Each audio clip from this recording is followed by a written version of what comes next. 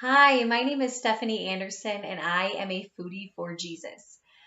I want to talk to you today about one of my favorite foods, which is actually, I would consider it an ingredient in many of the recipes that I enjoy making, and that is onion. I really like onion. Now, this one is a sweet yellow onion, but I typically either use like sweet yellow onions or I use red onion a lot. But I really like onion, and there's some amazing health benefits to them as well. So I like to add them into recipes where it makes sense, right? I've never made a dessert or anything like that with onion, but certainly anything that's savory, if it calls for onions, I typically add more onion. Um, it's kind of funny because my recipe, so oftentimes I'll print out the recipe and then I'll write notes on it afterwards. And many times, because my husband is not the lover of onions that I am, there'll be a note jotted down like, not as many onions next time because that's something that he notices.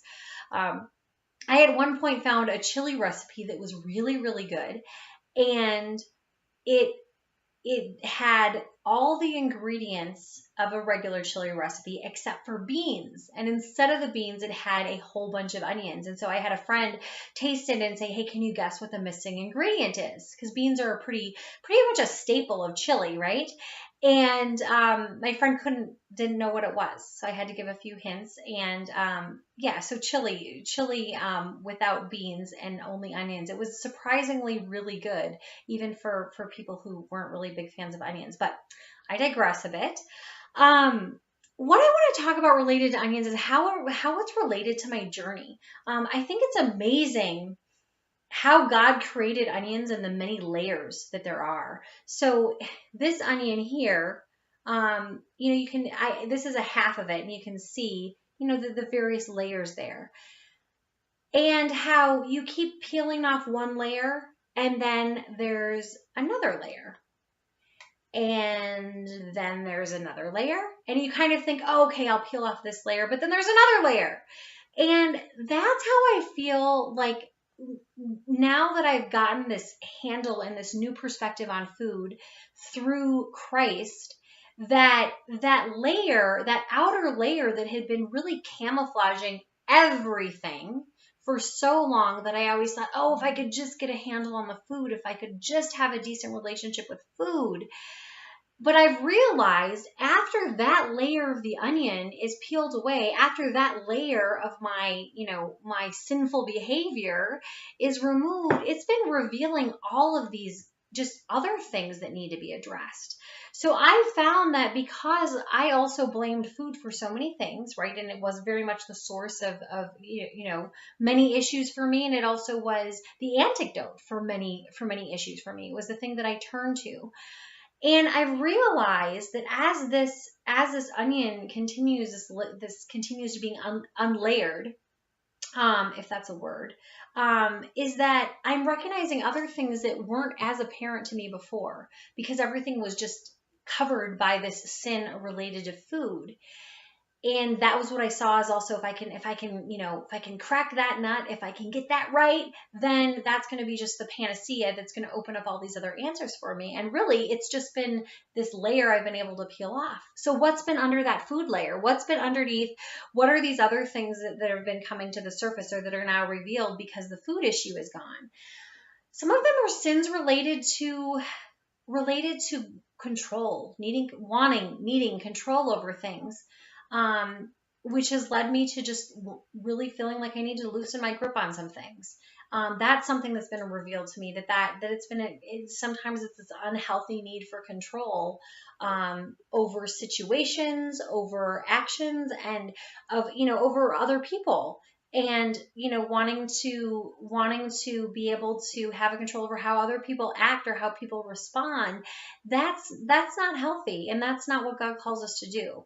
We're called to be the best that we can be, and there are things that I love the serenity prayer, because it's about accepting those things that we can't change. So knowing, taking responsibility where we can, being able to recognize where we can't change something and accepting that. And what has been most powerful through this whole journey, this experience that I've been removing these layers of the onion and different areas of brokenness, of sin have been revealed, is that these changes that I need to make, they're hard. I can't do them on my own. And that's the part that's important to understand, is that I can't do those on my own. I need Christ the same way that I needed Christ to help me change my relationship with food.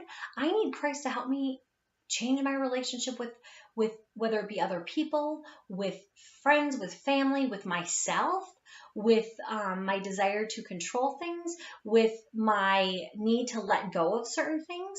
So as it relates to forgiveness, I recently read something. I'm reading Corrie ten Boom's second book. I already read Hiding Place, and I'm reading Tramp for the Lord right now. And her story is amazing. I highly recommend reading her book, learning about her story. But she is a Holocaust, during World War II. She hid Jews. She lived in the Netherlands. She hid Jews. She was caught, thrown in a concentration camp. Through this course of the time, she lost some people who were very, very close to her. And she has just this amazing experience and this amazing story that she shares. And recently, I read in one of her chapters about where she encountered one of the very cruel officer or guard from the concentration camp that she was in, and she encountered him afterwards. And basically, she shares her story about the need to forgive him and how she does not have that power to forgive him, but that Christ in her gives her that power and also gives her that joy and that feeling that comes from forgiveness. And that was just such a huge reminder to me of, like, there's these things that I, like, for so long, how I relied on myself to try to crack the code around healthy eating and having a healthy relationship with food and, healthy self-image and body image and all of that, when I can't do that on my own. I need Christ to do that. Just like these other obstacles that I'm facing. I feel like that removing that outer layer of the onion has been so helpful and so amazing, but it's also opened up other areas where I can be a better wife. I can be a better mother. I can be a better Christian. I can be a better, fill in the blank, right? By relying on Christ and not being so proud that I feel like I can handle things on my own. So while this did start about food and about an onion, it did go into, pardon the pun, other layers. So I just want to challenge you. I don't know what the outer layer of your onion is. I don't know if it's food issues like it has been for me. I don't know if it's something else. But whatever it is just know that each and every single one of these layers, that as we peel it back and as we experience those, as we relate to an onion, as we experience those tears, as you would peeling back an onion, but those tears as new things are being revealed to you and new things to work on, is, embrace Christ and know that sometimes we think that we should be able to have more control, more power, more strength to do something, and just that beauty and the power and strength in submitting to the Lord and relying on His strength, relying on the Holy Spirit within us. And if that's not something that you know yet, I just want to encourage you, like, that's really the cornerstone of this whole message around Foodie for Jesus, that I want to get out there, is that it's all about Christ and that it's possible through Christ. And if you don't know Christ, I want to encourage you, send me a private message, plug into, I can direct you to some resources. But that's really the ultimate thing, because none of this matters. And none of this is also possible without the Lord. So thank you so much for joining, and I really look forward to next time.